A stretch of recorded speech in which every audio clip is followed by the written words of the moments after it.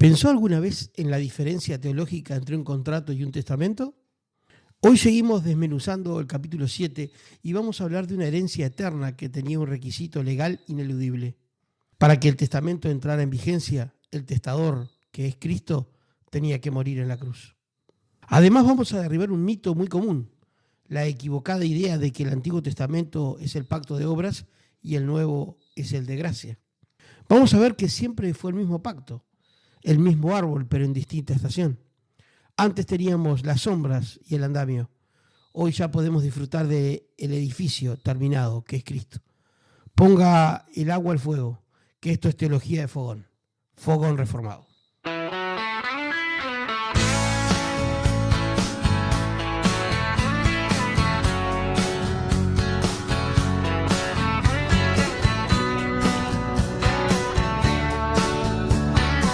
Hola, estimados amigos, bienvenidos al episodio número 26 del Fogón Reformado. ¿Cómo estás, Diego, querido? Qué gusto saludarte.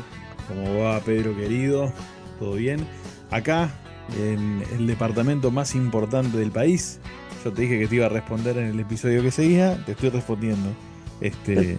Acá, en el Edén mismo. Ay, bueno, está. Tienes razón, está bien, cada uno tiene que amar la tierra. Y dentro del departamento, la mejor de las ciudades, que es Piriápolis. Ojo al gol. Porque no hay lugar como Piriápolis en todo el país. Han hecho 3 casas en esa playa, me dijeron. Sos atrevido. Pero sí, vos sabés que es una plaza linda, sí, yo he ido alguna vez. Qué atrevimiento. Ahora, después Aquí vienen todos a veranear acá, ¿eh? Después están todos acá en enero, en febrero, carnaval. Es horrible todo lo demás, estamos todos ahí adentro. Pero están todos acá. Y eso es que en Colonia tienen playa. Sí, pero pero hay que reconocer que a nobleza obliga que él en este. O sea, no sé si es más pintoresco. Yo estoy muy contento con la costa que Dios nos ha dado, pero no es igual, no es igual. Y bueno, está, hay que. El que no tiene costa, ya sabes quién es. Tiene que ir a la plaza, tiene que ir al zoológico, sí, al Parque Rodó. No le queda otra. Pero bueno, él sigue siendo el forense del audio, ¿no? No, ni hablar. El señor Don de Damián las transiciones, ¿no? El cartógrafo de los episodios. Exacto. El tipo tiene un teclado gigantesco porque no tiene playa. Ojo, ya sabemos, como hemos dicho en el episodio pasado, que viajó a tu departamento a pasar Sí, claro, obvio. Es que tienen que venir acá para recargar energía, para llenarse de inspiración, pero bueno. Gracias a eso puede seguir haciendo su trabajo como corresponde. Un abrazo grande, Damián. Muy bien, querido. Bueno, espero que hayan visitado ya nuestra página, los amigos, o que estén hoy dispuestos a visitarla. Queremos seguir en contacto con ustedes, seguir generando esa comunidad reformada de Uruguay, que se vaya conociendo, que se vaya interconectando.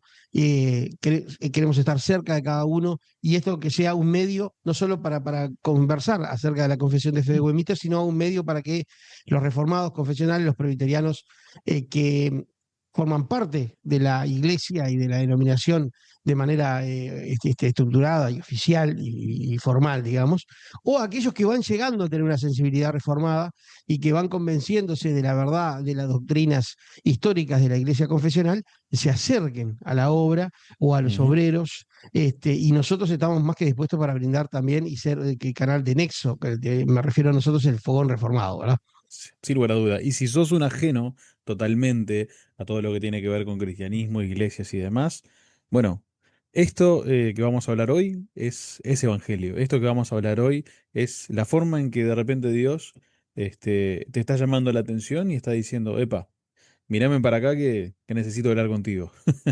Así que bueno. Efectivamente.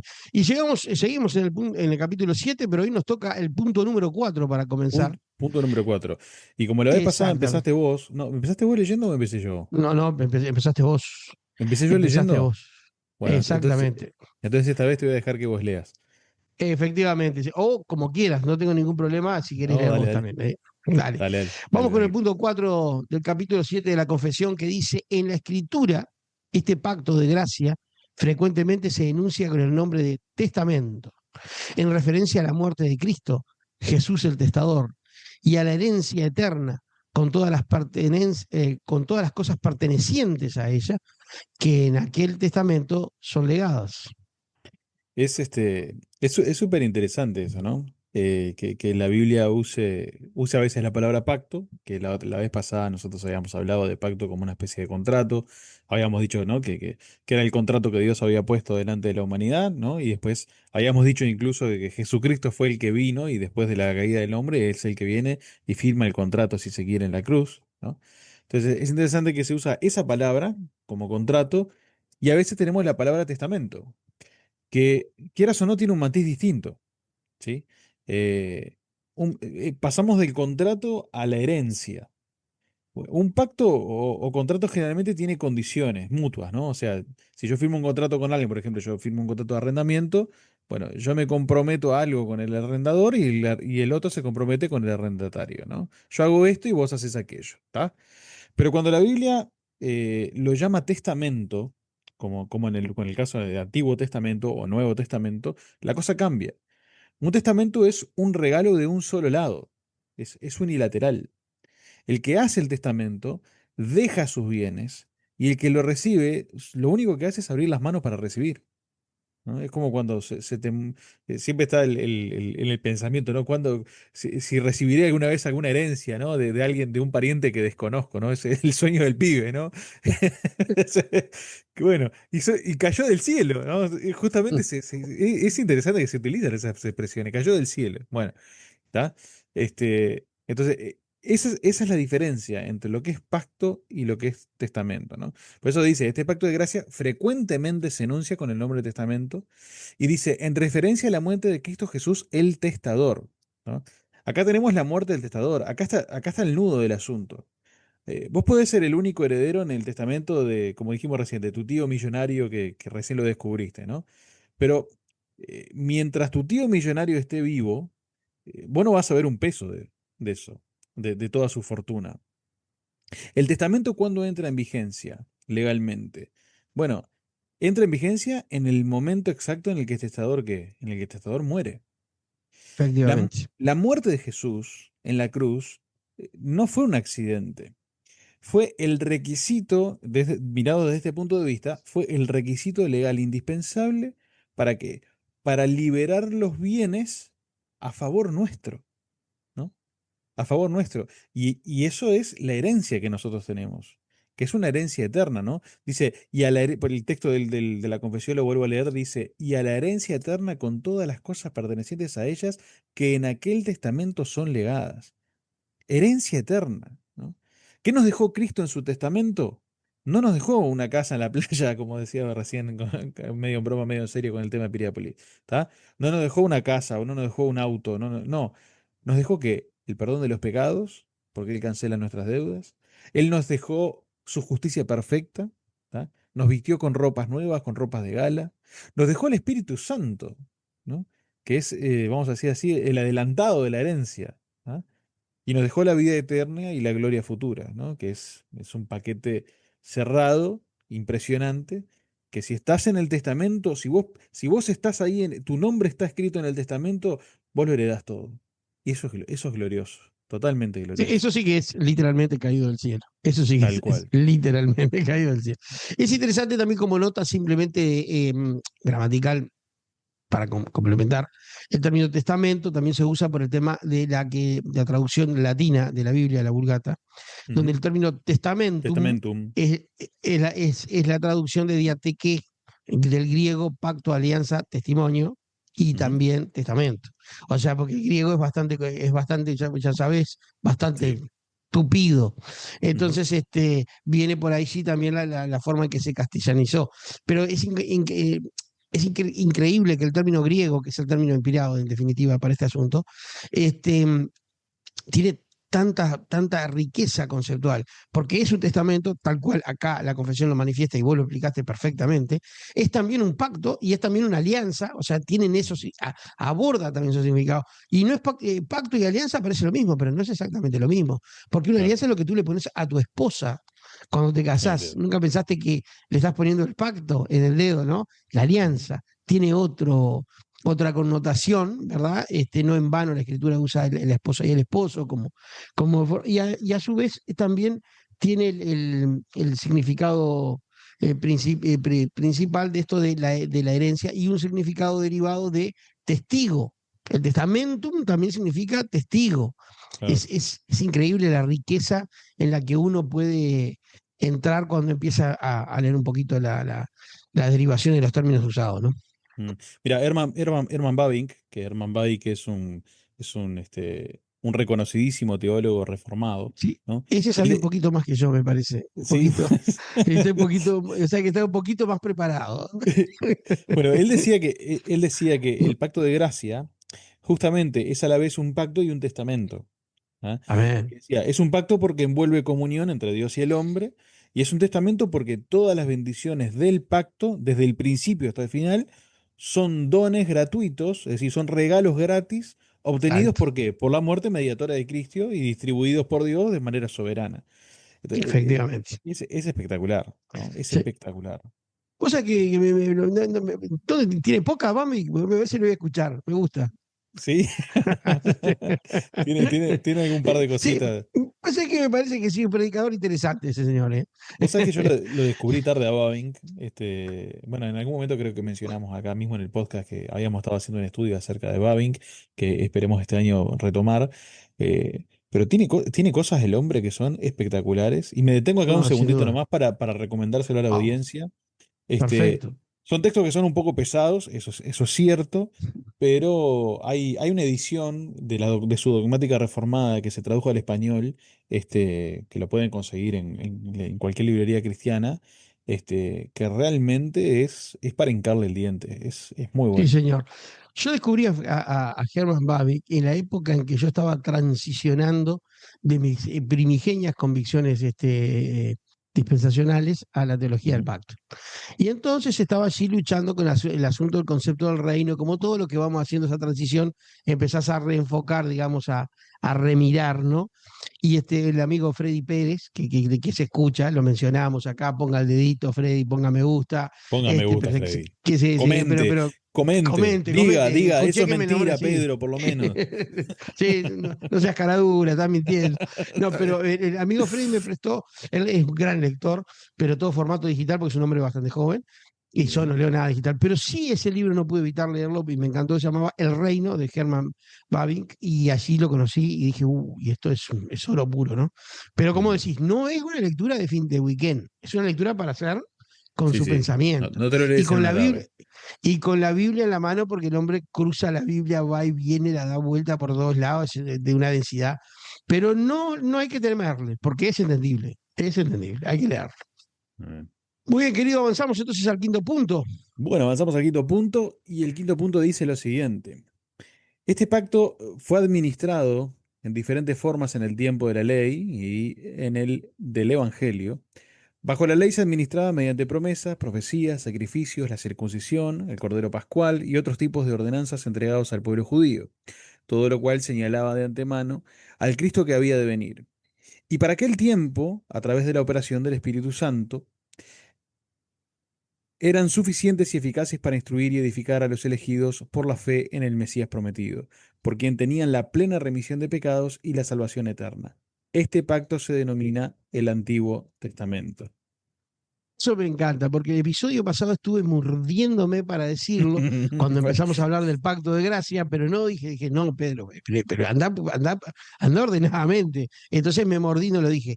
Es interesante que nosotros lo primero que tenemos que aprender a los amigos que de repente no lo pensaron nunca, que no es que el Antiguo Testamento es el pacto de obra y el Nuevo Testamento es el pacto de gracia. No era así, no era No, así. no, señor, Pero no. no Aviso será a los porque navegantes. no será porque transicionaste de dispensacionalista a pactual, ¿no? Sí, gracias a Dios es por eso, porque esa visión está mal. El pacto de gracia ha convivido todo el tiempo en el Antiguo y en el Nuevo Testamento. Lo dice claramente el punto. Este pacto fue administrado de diferentes formas, pero Mm, el pacto de gracia ha estado allí desde Génesis 3:15, como lo dijimos. En el tiempo de la ley, de hecho, la dispensación de la ley, lo que te voy a decir, que es el layo que nos lleva a Cristo, ya es un acto de gracia. Ujú. en el Evangelio. Y bajo la ley se administraba mediante promesas, promesas que sí, allí es donde la gente se confunde un poco. Las promesas de Dios, algunas promesas hechas a la antigua iglesia israelita, tenían una cierta condición, una cierta condicionalidad. Eso no las transformaba en un pacto de obras. ¿No? Ujú. A ver, si yo obedezco y cuido mi salud, entonces en cada esquina aminoraré la marcha y miraré hacia la derecha como mínimo. Ahora, si Ujú. yo digo, estoy en el pacto de la gracia, no me va a chocar nada, acelero el auto y me voy hasta mi trabajo a 120, y la No, sos cosa un se va a elegante. cumplir, se va a Ujú. complicar. Y yo soy creyente y no voy a poder venir a hacer el fogón reformado y tal vez, ay, si me paso de roca no voy a poder hacerlo nunca más. ¿No? ¿Y eso qué quiere decir? ¿Que no soy creyente? ¿O que? No, no, querido, que eh, hay promesas que se reciben mediante obediencia, son Claro. condicionales, no es un pacto de obra, es una promesa. Entonces ahí vamos para explicar eso, promesas, profecías, por supuesto, también se administraban entre las profecías básicamente hablan de Cristo que vendría, sacrificios que cubrían y señalaban al Cordero de Dios, el sacrificio perfecto, la circuncisión, que es la señal pactual por excelencia de la antigua iglesia, que nosotros asumimos y somos circuncidados en Cristo, y también ahora tenemos una nueva señal una nueva señal de la administración del mismo pacto de gracia, pero tenemos una nueva señal que es el bautismo. Y por eso Ujú. nosotros, desde ya lo digo, bautizamos a nuestros niños sin ningún inconveniente porque es la señal del pacto, es la señal del pueblo de Dios y está bien, y es una buena lectura, aunque no lleve libro y versículo, está clarísimo en toda la Biblia y en una implicación directa. Ya, Seguimos, porque ya si no llegaremos ya llegaremos al sí, ya capítulo. llegaremos, Tranquilo, ya me estoy tranquilo, metiendo tranquilo. en lío Te voy a frenar porque gratuito. si no, ya hay un capítulo para eso. Entonces, las ordenanzas, perdón, la circuncisión, el Cordero Pascual, por supuesto, la celebración de la Pascua, y Ujú. otros tipos de ordenanzas entregadas al pueblo judío, que es la primera iglesia. Todo lo cual señalaba de antemano al Cristo que había de venir, para que en aquel tiempo, a través de la operación del Espíritu Santo, eran suficientes, eficaces para instruir y edificar a los elegidos. Los elegidos seguían funcionando, eran instruidos y edificados mediante el Espíritu Santo que operaba, es verdad, operaba de maneras no tan diferentes a las actuales, pero sí con alguna diferencia que también se verá más adelante y que Ujú. no es necesario espolear. Pero estas cosas eran suficientes y sumamente eficaces para que el pueblo pudiera instruir que era mediante la fe en la sangre del Cordero Pascual, que iba a ser salvado y que era la sangre del chivo expiatorio y que era la sangre del macho cabrío y que era la sangre del cordero el que los cubría. Había una víctima inocente que prefiguraba a la víctima gloriosa e inocente que murió por nosotros, y eso era suficiente para los elegidos, para que pudieran visualizar al Mesías prometido, por quien tenían la plena remisión de pecados, porque eso se logró obviamente en la historia. En un momento dado, Jesucristo apareció, emergió, nació entre los hombres, emergió en la historia, y allí se consumó. Allí se dijo el glorioso consumado es. Amén. Y allí es que ya no tuvo ningún sentido seguir con las antiguas sombras cuando teníamos la plena realización y la salvación Exactamente. eterna. Este pacto se le Exactamente. denomina Antiguo Testamento. ¿A qué se le denomina Antiguo Testamento? ¿A redondeo? Se le denomina Antiguo Testamento a la prefiguración del Cordero de Dios que quita el pecado del mundo, pero esa prefiguración era de pacto de gracia. Amén. Solo hay un camino, ¿no? De salvación en toda la historia de la Biblia. Es la fe en Jesucristo, ¿no? O sea, Amén. la diferencia es que los santos del Antiguo Testamento se salvaron por fe en un mediador que estaba por venir, mientras que nosotros nos salvamos por fe en el mediador que ya vino. La diferencia es que ellos creían en la promesa venidera y nosotros creemos en el cumplimiento de la promesa, ¿no? Es como, el antiguo pacto es como que vos estés esperando a alguien que viene, un amigo, por ejemplo, ¿no? Que viene caminando por una calle, ¿no? Y antes de que él llegue, ves su sombra, ¿no? Bueno, la sombra no es el amigo, pero la sombra de alguna manera te comunica lo que es, te asegura que Él ya viene, ¿no? Bueno, el Antiguo Testamento es eso, es la sombra de Cristo. Eh, Hebreos, el libro de Hebreos en el capítulo 10 dice, porque la ley, teniendo la sombra de los bienes venideros, no la imagen misma de las cosas, nunca puede hacer perfectos a los que se acercan, ¿no? Esa es la imagen, ¿no? Pero la salvación es a través del mismo mediador, ¿no? Porque, bueno, lo que dice Pablo en Romanos, ¿no? ¿Qué dice la Escritura? Creyó Abraham a Dios y ¿qué? Y le fue contado por justicia. Abraham no se salva por obras, Abraham se salva por fe, ¿no? Pablo, justamente en Efectivamente. Romanos, usa a Abraham para demostrar que la salvación siempre, siempre fue por fe, nunca fue por obras, ¿no? Hay una ilustración muy, muy linda, eh, que es la del plano de la casa. Si vos vas a construir una casa, primero tenés un plano, digamos, llamémosle Antiguo Testamento. El plano tiene las medidas, te dice dónde van las piezas, cómo va a ser la casa, pero no podés vivir en el plano, ¿no? El plano no te protege de la lluvia, el plano no te abriga, ¿no? El plano no te da cobijo. Sin embargo, el plano es exactamente igual a la casa que se va a construir después, llamémosle Cristo, ¿ah? Entonces, el plano te da certeza de lo que viene, pero no es la esencia, o sea, no es la materialización. Cristo es la materialización de todo eso, ¿ah? Exacto, exactamente. Me recordás esa charla que tuve con queridos amigos sobre Ezequiel y el plano del templo, la visión del Mm. templo y todo lo demás, y decían, ¿qué es esto? ¿Un templo que se va a construir? No, no, es el templo, ese es el pueblo de Dios. El asunto es eso. Y el Antiguo Testamento, como vos decís, es el plano, el diseño puesto en Claro. papel, puesto de lo que se va a erigir, de la salvación gigantesca que se estaba erigiendo y se estaba materializando en Cristo Jesús en los tiempos de su vida y que se sigue materializando en nosotros y por los siglos venideros hasta que Él nos regrese, que puede ser Vos mañana, sabés que a mí me porque cuesta, así no se angustian los amigos de Rapto secreto, que puede ser mañana o puede ser más adelante.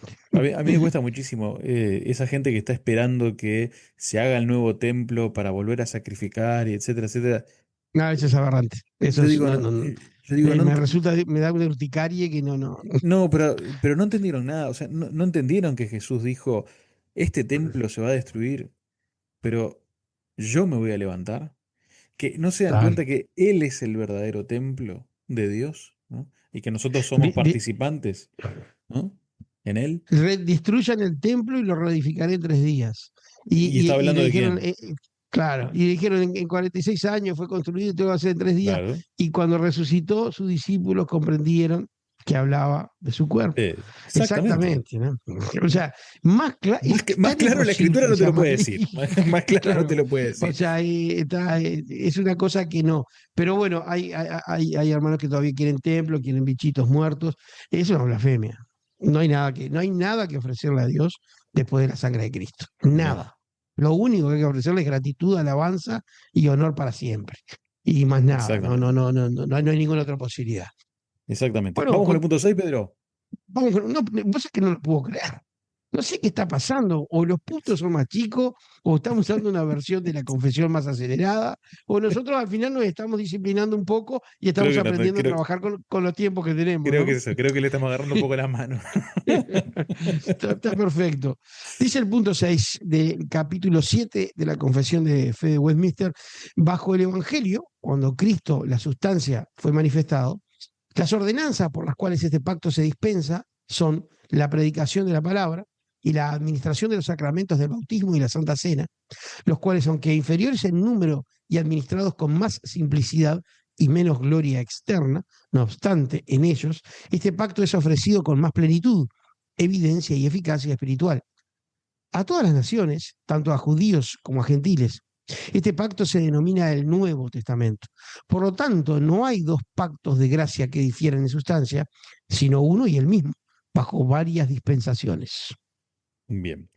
Vamos a desmenuzar este cierre Sí, de capítulo, exacto. porque es la base de por qué nuestra iglesia es como es también, ¿no? Primero habla de Cristo la sustancia, ¿no? En el Antiguo Testamento, como dijimos, todo era señal, ¿no? El cordero, el templo, el incienso, todo comunicaba, ahí viene, ¿no? Todo comunicaba, ahí viene, ¿sí? En el Nuevo Testamento, bueno, llegó Jesús. Ya no necesitamos, como dijiste vos, ¿no? Rememorar antiguos sacrificios, ¿no? Ya no necesitamos fotos ni sombras porque tenemos a la persona delante. Él es la sustancia. Él es el relleno de todo el asunto. ¿Ah? Después, dice, cuando Cristo vino, la sustancia fue manifestada. Las ordenanzas por las cuales este pacto se dispensa son la predicación de la palabra y la administración de los sacramentos del bautismo y la Santa Cena, los cuales, aunque inferiores en número y administrados con más simplicidad y menos gloria externa, no obstante en ellos este pacto es ofrecido con más plenitud. Simplicidad. Si vos entrabas al templo, por ejemplo el templo de Salomón, vos ibas a quedar con la boca abierta, seguramente, ¿no? Oro por todos lados, túnica de colores, humo, olor a incienso, olor a asadito también porque quemaban ahí Sí, afuera, sí, sí, ¿no? sí. Este, Hubiera sido bravo para los uruguayos, hubiera sido bravísimo. Exactamente. Bueno, todo eso era una gloria externa. ¿Tá? Impresionante, impresionaba, seguramente impresionaba, ¿no? De hecho, el templo que ven los discípulos, que no era el de Salomón, ¿no? El templo de Herodes, ellos justamente a Jesús, en los pasajes de Mateo 24, Marcos 3 y demás, le dice, Mira, mira, Señor, la gloria del templo", ¿no? Y que Jesús les dice, no quedará piedra sobre piedra, ¿tá? Pero era una gloria externa impresionante, ¿tá? Hoy nosotros vamos al culto y es algo mucho más simple. ¿Ah? Que vos entrás a un culto y ¿qué tenés? Tenés un tipo predicando, un poco de pan, un poco de vino, ¿no? Agua en el caso de sea algún bautismo, ¿no? Y te da la sensación de poca cosa. Pero la confesión dice que estas cosas, aunque son más simples, son más eficaces. ¿Por qué? Porque el Espíritu Santo ahora trabaja directamente en el corazón con la verdad ya clara y revelada, sin tanto envoltorio. A ver, quiero aclarar algo. Yo no estoy en contra del buen adorno y el buen ornamento. De hecho, disfruto de la buena arquitectura, disfruto el adornar bien nuestras iglesias y demás. Pero hay que entender y hay que tener claro de que no es tan importante la gloria externa, sino lo que justamente, no es tan importante el envoltorio, sino justamente el mensaje que hay detrás de esas cosas. ¿Sí? Entonces, ahora es mucho más simple. Sí, es mucho más simple, Sí. pero es mucho más eficaz. ¿Sí? Eso es lo que nos está diciendo la confesión. Después otra cosa que nos dice, que no es a todas las naciones, es decir, es para todo el mundo. El Antiguo Testamento, digámoslo así, era como un club exclusivo para judíos, ¿no? Tenemos algunas excepciones en la escritura, pero siempre haciéndose prosélitos, siempre entrando, ¿no? A pertenecer al judaísmo. El Nuevo Testamento rompe las fronteras, ¿no? Y ahí tenemos a Pedro en su visión en el libro de Hechos, viendo cómo la sábana bajaba ¿no? Con todos los animales impuros y diciendo, yo no puedo comer esto. Y Dios diciéndole, calla, y come, ¿no?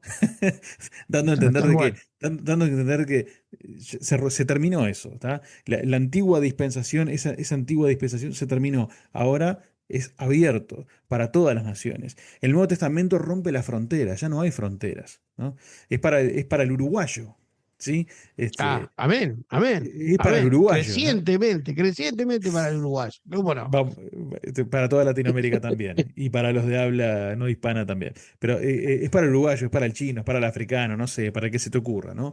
La herencia, si se quiere, se globalizó, ¿está bien? En la persona de Jesucristo, de toda tribu, lengua y nación. ¿Tá? Este, y después, lo otro que dice acá el texto en el final, este pacto se denomina Nuevo Testamento, por lo tanto, no hay dos pactos de gracia que difieran en sustancia, sino uno y el mismo bajo varias dispensaciones. Pareció Y preguntín, porque yo tengo una dale. pregunta ahora. A ver, vos tenés una pregunta, dale. Sí, sí, no, porque el preguntín es coloniense también. No, Ah, no, eso sí. no, no, eso no es Maldonado, Yo no, pensé no. que tenía la Escucha, exclusividad de la pregunta, pero dale. no, preguntín. Escuchame una cosa, ¿qué quiere decir Dale. dispensaciones acá? ¿Vos estás diciendo que el dispensacionalismo está bien? No, ¿La porque Confesión de Fe de Westminster define el dispensacionalismo? O sea, no. hay varias dispensaciones. Son siete que decían los muchachos. Digo ¿Cómo yo, te gusta, cómo te gusta no, picarla? ¿Cómo te encanta? digo, digo, pues yo soy de teología pactual, pero de repente vos sos dispensacionalista, no sabía. Increíble. Pero yo le llamo el dispensacionalismo, a lo que comúnmente conocemos como dispensacionalismo, yo le llamo dispensacionalismo extremo. O sea, llevan al extremo. las cosas, ¿no? Porque ¿qué está diciendo acá la confesión? Lo que está diciendo, y esta frase para mí es de oro, ¿no? Porque no es que Dios cambió de plan, ¿no? Cuando cambia no es que cambia de plan, es el mismo pacto de gracia que empezó ¿dónde? Exactamente. Empezó en el Edén, empezó en Génesis 3:15, como decíamos la vez pasada, ¿no? Pasó por Abraham, pasó por David y florece en Cristo, ¿no? Amén, exactamente. Llega a su plenitud en Cristo. Exacto. El árbol es el mismo. Lo que cambia, digámoslo así, lo que cambia es la estación, ¿no? ¿Cómo lo vemos? ¿No? Si tú miras, Efectivamente. Y eso, y siempre, a eso alude dispensaciones, a las estaciones claro, de la administración del pacto de la gracia. Yo porque soy malo y te la quería complicar un poco. si tú miras una nuez, ¿está bien? Una nuez es un nodal, pero en distinta estación, ¿no? Tal cual. Sí, Por exacto. eso nosotros somos tremendamente críticos con el tema del aborto. Porque un feto, como lo quieren poner, ¿qué es? Es un ser humano, solamente que en distinta estación. Efectivo. No deja de ser un ser humano. Y No, no lo por deja eso en somos ningún férreos momento. defensores de no al aborto. ¿Sí? Bueno, esto es lo mismo. La dispensación es distinta, es decir, el estado es distinto, pero el pacto sigue siendo el mismo. Es el mismo pacto de gracia que va creciendo en gloria y que al fin se consuma en Cristo y florece en Cristo. El árbol es exactamente el mismo, lo único que cambia es la estación. ¿Tá? Esta va la diferencia. Tal cual, tal cual. Y efectivamente, como para agregar Mira, simplemente sí, Sproul decía, la diferencia entre el antiguo pacto y el nuevo pacto, bueno, Antiguo Testamento y Nuevo Testamento, no es una diferencia de contenido, el contenido es el mismo, es una diferencia de claridad, de claridad. efectivo. ¿Ah? El antiguo era como ver a través de un vidrio empañado. El nuevo, ¿qué es? Ver cara a cara. Pero Ahora vemos el mensaje es el mismo, la como por salvación velo. pertenece al Señor. Sí, Exacto. O vemos oscuramente, decía Pablo, creo, como por claro, velo. exacto. Pero en aquel día conoceré como he sido conocido. Y es tal cual. Es tal cual. Es una cuestión, es una cuestión de intensidad de cumplimiento. Exacto. Para darle simplemente otro enfoque. Estamos, vamos a usar la imagen que vos usaste del bebé. Estamos, tu próximo hijo está en la panza de la mamá, pero está Exacto. ahí. Está Pero ahí. cuando venga el parto, en la gracia de Dios, y emerja, nazca, salga del vientre materno, ahí está, pero no, no significa que Tomás no está. A ver, está ahí, y es Exacto. Tomás. Y cuando salga la panza, se va a manifestar Tomás, pero Tomás siempre estuvo ahí. En el sentido, en estos meses de gestación, ¿no? Entonces, en ese Exacto. sentido, el Nuevo Tomás, Testamento vamos a es aclarar la, por las dudas que no se entienda. Tomás es el hijo, mi esposa está embarazada de Tomás y Tomás va a nacer ahora próximamente. No aclaro porque capaz ah, que no, alguno no. no, yo como vos sos muy famoso, pienso que todo el mundo sabe tu vida. Pero digo, yendo al punto, el Nuevo Testamento lo que manifiesta es la emergencia en el sentido de emerger, de surgir, la emergencia de lo que estaba contenido en el vientre del Antiguo Testamento. Y eso es tal cual, ¿verdad? Entonces no hay dos pactos de gracia. Y no es que el pacto de gracia emergió cuando se empezó a escribir el primer versículo No, del libro de Mateo, no. No, hay que empezar a ver que estas cosas han coexistido todo el tiempo y ujú, Dios ha tenido un plan que ha ido mostrando ese misterio de velado del que habla Pablo, creo que es en Efesios, cuando dice la esperanza de gloria, Cristo en vosotros, la esperanza de gloria. Ese es el misterio exacto, de la iglesia. El misterio de la exacto. iglesia es que genera un reino, que la aparición de Cristo, la aparición de, creo que vos lo dijiste muy bien el otro día, el sermón que te escuché el domingo, que lo escuché por YouTube, que escuché muy bien y me gustó porque emergió el reino, cristalizó el reino, que venía en potencia y formándose con la aparición del rey. Sin Y duda. ahora que el rey está instalado en su trono y que está gobernando, nosotros seguimos portando los estandartes para ir agrandando las fronteras de ese reino que ya emergió, ¿verdad? Exacto. Pero claro, cuando estábamos previo a la venida del rey, bueno, estábamos desarrollando, cosiendo los estandartes, puliendo los mástiles para empezar a mostrar esa emergencia. Creo que es más o menos por ahí. Exactamente. O sea que Dios no tiene un plan para Israel y otro para la iglesia. Bueno, no, pero lo que pasa es que, ¿cuál Israel? Si la Israel y la iglesia son sinónimos. Porque no es israelita el que lo es en lo físico. Exactamente. O estaba equivocado, Pablo. No, ¿no? no, Porque, para nada. No, no. claro, porque en Isaac te será llamada descendencia. En Isaac, ¿qué es Isaac? El hijo de la promesa. ¿Y cuál es la promesa? Que él creyó, tendrás un hijo por este tiempo, dentro de un año, vendré y Sara quedará embarazada. Y viendo la imposibilidad física y material de que eso sucediera, él creyó y le fue contado por justicia. Y eso generó, te bendeciré y serás bendición a todas las naciones de la tierra, en tu simiente. Y la Amén. simiente que arranca en Isaac, pero no es Isaac el hijo de la promesa. Isaac es un antecedente de Cristo. Amén. Entonces, me cuesta mucho trabajo ver un Israel diferente al pueblo elegido. Israel es el pueblo elegido, no el Estado moderno y la nación moderna. Es un país Nada. más, muy, Sí, sí, muy sí. respetable, todo muy bien, pero está, a ver, con todo respeto digo, pero medio en todo jocoso, si voy a elegir un país para que sea santo, prefiero que sea el mío, no el de Se uno volvió que queda Uruguay. medio, claro, a mil kilómetros allá que yo ni hablo lo que o sea, me caen simpatiquísimos, pero no es mi país, mi país es este. O sea Sin que si voy a duda, ser partidario de algo, voy a ser partidario de lo que Dios me ha dado a mí. sin duda. Pero en ese sentido, Israel, no es que la iglesia sustituya a Israel, eso también es una comprensión, con todo respeto, porque hay hermanos muy, muy sabios, mucho más sabios que yo, que así lo entienden, pero no es que Ujú. Israel sustituya a la iglesia, es que el Israel de Dios son los creyentes, son los elegidos. Claro. No, Entonces, Israel y que parte significa del otra cosa en proceso. la Biblia, ¿no? No, Lo no. que hay que entender es que parte del proceso. Es decir, Exacto. es lo que decíamos recién, el nogal no viene a sustituir la nuez. No, claro. Es simplemente la evolución en el proceso, ¿no? A mí me gustaba mucho de Doug Wilson, el pastor presbiteriano americano. Formidable, Sí, formidable. también lo recomendamos muchísimo. Él decía, mira, para construir un edificio vos necesitas un andamio. ¿Ah? Se lo leí en un libro, no me puedo acordar ahora cuál era, pero decía, vos necesitas un andamio, ¿no? ¿Ese andamio qué es en términos bíblicos? Es ceremonias, leyes, rituales, sacrificios, ¿está? El andamio es muy útil, ¿tá? No solo es útil, sino que es necesario también, ¿no? Y te da una idea de más o menos cómo va a ser la casa. Pero una vez que está terminada la casa, ¿qué haces con el andamio? Lo sacás. Sacás. Lo sacás, Exacto. ¿no? O sea, el arquitecto no va a dejar el andamio ahí para siempre, ¿no? ¿El andamio era malo? No, porque está también eso, ¿no? No, el Nuevo Testamento es mucho mejor que el Antiguo, el Antiguo era malo. No, el andamio no era malo. El andamio ayudó a construir esto. Ahora, ¿podés vivir en el andamio? No, no podemos vivir en el andamio. Vivimos en el edificio, en Cristo. Y ya no necesitamos la estructura externa que nos ayudó a llegar acá. Si ya la tenemos, Efectivamente. ¿no? Tal cual, porque además esto emergió de una familia. A ver, la iglesia que ustedes tienen allí en Maldonado, eh, ¿cómo fue? Dos o tres familias que se juntaron. Ahora, la iglesia no es solo esas dos familias. Mañana van a ser Ujú. 200, 300 miembros, y las dos o tres Dios familias quiera. fundantes van a decir, no, no, miren, Ujú. como no, si Dios quiere, claro que y Dios quiere, sin duda. Y van a ser 200, 300 familias, y ¿qué van a decir las familias fundantes, las dos o tres? No, no, no, la iglesia somos nosotros, ustedes son advenedizos. No. La iglesia son todos. Claro.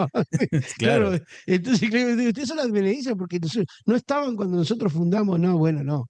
Y bueno, y Israel es una familia en principio, ¿verdad? Es la simiente de Abraham. Pero el Israel que tiene tratos con Dios es la simiente espiritual de Abraham. Y está tan Ujú. claro en las epístolas. Pero bueno, como el próximo capítulo que vamos a tener que abordar el próximo episodio, porque este está terminado, porque ya lleva más de 36 minutos, Nos que fuimos. nos fuimos. Hoy hasta te voy a dejar pinchar el globo, dale. Sí, no, porque la verdad que, pero increíble, en dos capítulos hemos hecho el capítulo 7. El Mm. capítulo 8 habla de Cristo el mediador, un tema maravilloso, inagotable, seguramente este es el tema que más nos excede de todos los que vamos a tocar, porque nos exceden los Ujú. 33 capítulos. Pero este es el que más nos excede, porque habla de nuestro Señor, de nuestro Rey, de nuestro Salvador, y lo vamos a abordar entonces en el próximo Fuego Reformado. Amén. Muy bien, un saludo para todos, Pedro, un saludo para vos, un saludo para la audiencia. No olviden suscribirse, no olviden darle like, no olviden comentar, visiten la página web, ¿no? Y bueno, abrazo grande. Y permanezcan en sintonía y cerca, porque en una semana, Dios mediante, hay más calor en el Fogón Reformado. Chau, chau. Chao, chao.